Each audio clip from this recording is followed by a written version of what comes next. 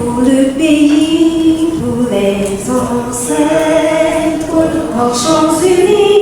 Marchons unis, dans nos rangs, point de traître, du sort, soyons se mettre. Marchons unis pour le pays, pour les ancêtres. Marchons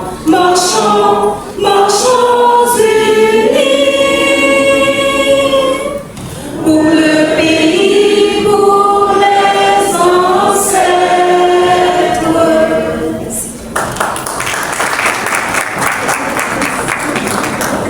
Merci, Madame Catherine.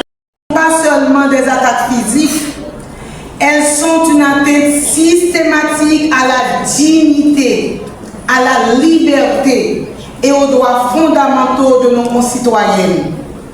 Elles poussent des milliers de femmes et de filles à fuir leur foyer, à chercher refuge dans des sites de déplacés où leurs conditions de vie restent précaires et leur sécurité incertaine. Dans cette situation de crise sécuritaire et humanitaire, les femmes et les filles en paient le prix fort. Elles sont les cibles par des actes de viol collectif et des kidnappings. Beaucoup sont contraintes à des déplacements involontaires, arrachées à leur foyer, privées de leur autonomie et exposées à des conditions de vie dégradantes. Les sites de déplacés qui sont censés offrir un refuge deviennent souvent des lieux où de nouvelles violences s'exercent. Les femmes et les filles y subissent du harcèlement, du chantage et des abus faute de protection adéquate.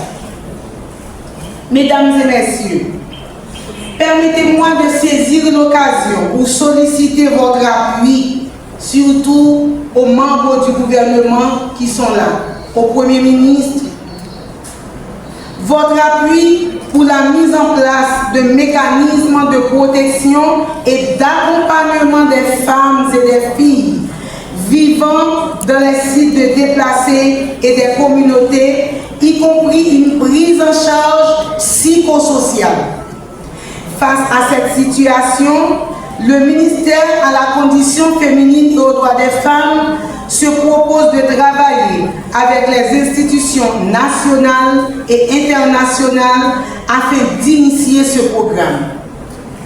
En effet, le MCFDF entend mener des séances de formation et de sensibilisation au bénéfice des jeunes filles et jeunes garçons qui seront déployés dans les sites de déplacés et des communautés pour veiller et rapporter des cas de violence à l'égard des femmes et des filles, faciliter leur accès à des services de prise en charge psychosociale et aussi faciliter leur accès à l'aide humanitaire. Mesdames, Messieurs, la commémoration de la Journée internationale de la violence à l'égard des femmes cette année est commémorée sous le thème Goumé contre violence ou femmes actives, ramasser force nous, agir. Répétez avec moi. Goumé contre violence ou femmes actives, ramasser force nous, agir.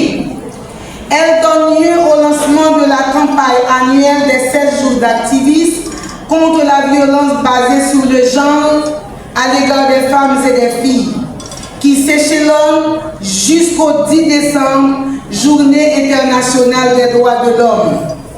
Cette campagne appelle à une action mondiale pour accroître la sensibilisation et le soutien de cette question et créer des opportunités de discussion sur les défis et les solutions.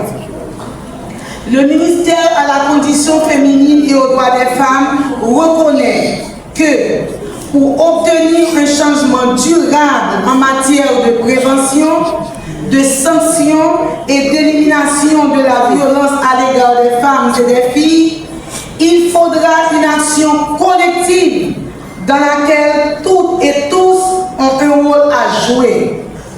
Tous, toutes, hommes et femmes, représentantes du gouvernement, de la justice, agents de la force publique, société civile, secteur privé et organisations internationales doivent y prendre part.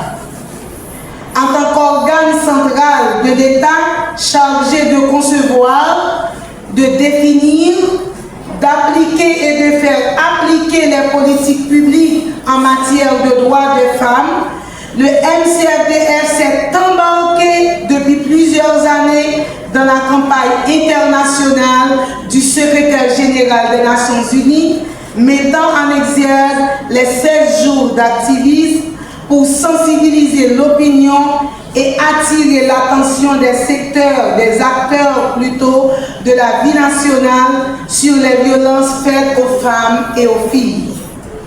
En effet, partout dans le monde, on reconnaît que la violence sexiste, y compris toutes les formes de violence sexuelle contre les femmes et les filles, est interdite par les instruments internationaux relatifs aux droits de la personne, tels que la Déclaration sur l'élimination de la violence à l'égard des femmes, la Convention sur l'élimination de toutes les formes de discrimination à l'égard des femmes, CEDEF, et les traités régionaux tels que la Convention interaméricaine sur la prévention, la sanction et l'élimination de la violence contre les femmes, Convention Belém-do-Pará, la ratification par Haïti des conventions CEDEF et Belém-do-Pará démontre son engagement à promouvoir les droits des femmes et des filles et les protéger de tous les abus